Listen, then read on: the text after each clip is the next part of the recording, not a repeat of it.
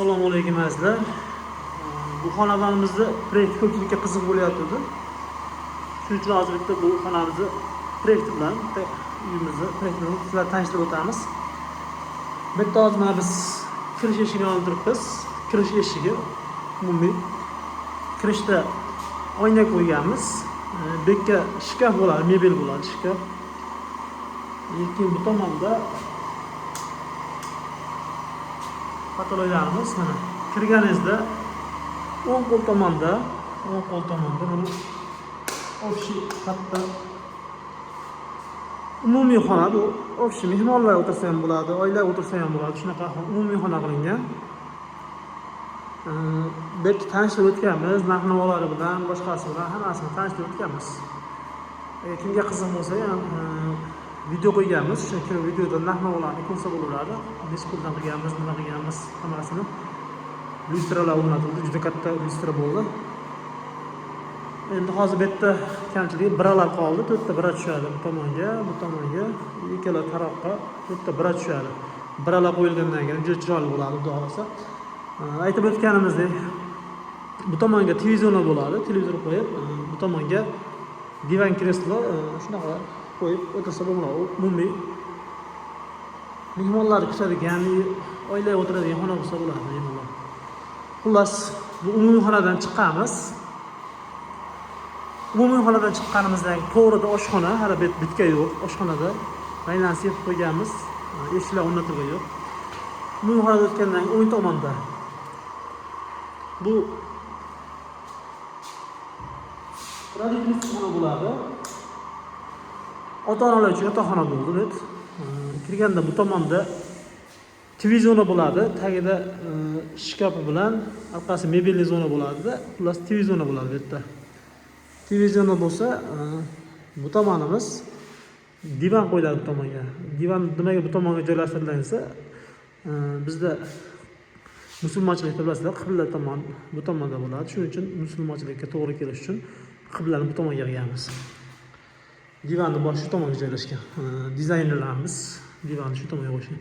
Xullas, bu yerda shkaf uchun joy qo'yilgan, mana telegalarimizni ko'ryapsizlar. Shkaf uchun joy qo'yilgan. Shkaf ichida ham podsvetkalari bo'ladi. Shuning uchun kabel tashlab, ключат rozetkalar qo'yilgan bunga. Bu topli polimizning kollektori o'raladi bu. Kollektor o'raladi. Hozir printerlarimiz hali qotirilgan yo'q, shuning uchun mana ustalarimiz hali endi montaj ishlarini davom ettirishyapti. Ishimiz tugagan yo'q hali bu yerda. Bu joyda derazaga qo'yganmiz, parda uchun joy tashlangan. Tegalarimizni qiralarini bitta ko'rsalar ham bo'ladi. Juda chiroyli, ideal chiqqan xudo xolasa. Atkozlarimizni ham bitta ko'rasizlar. Ranglarimiz mana burada juda chiroyli ko'ryapmiz. Bu sanuzel hammom bo'ladi. Hammomga dushoy kabina qilingan. Mana dushoy kabina qilingan hammomga. Holatxona. Bu joyga aresto o'rnatiladi. Bu joyga bitta sushilka qo'yiladi. Sochiqlar uchun. Xullas, bu bilan tanishtilaring. Ota-onalar uchun xona.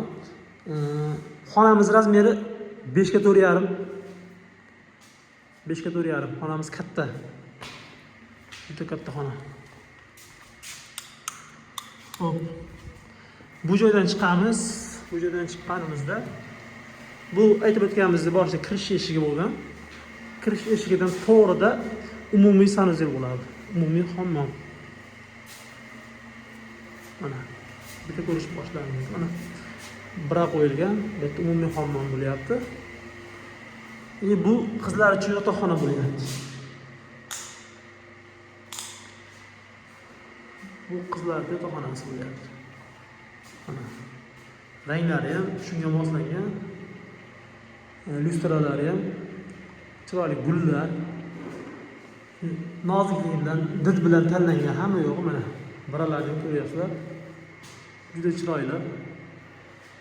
Hamma yo'q xudo xolasa bir-biriga mos tushyapti. Eshiklarimiz Eshiklarni kimga qiziq bo'lsa kommentariyaga yozsalar, xudo xolasa bu eshiklarni отдельный video qilamiz xudo xolasa.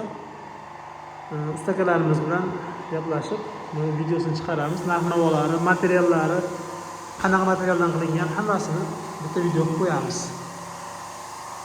Azizlar, kimga yoqqan bo'lsa, kim mana shunaqa uylarni niyat qilgan bo'lsa, bitta like bosib, kommentariyaga fikrlaringizni bildirib o'tasizlar. Sog' bo'linglar, salomat bo'linglar.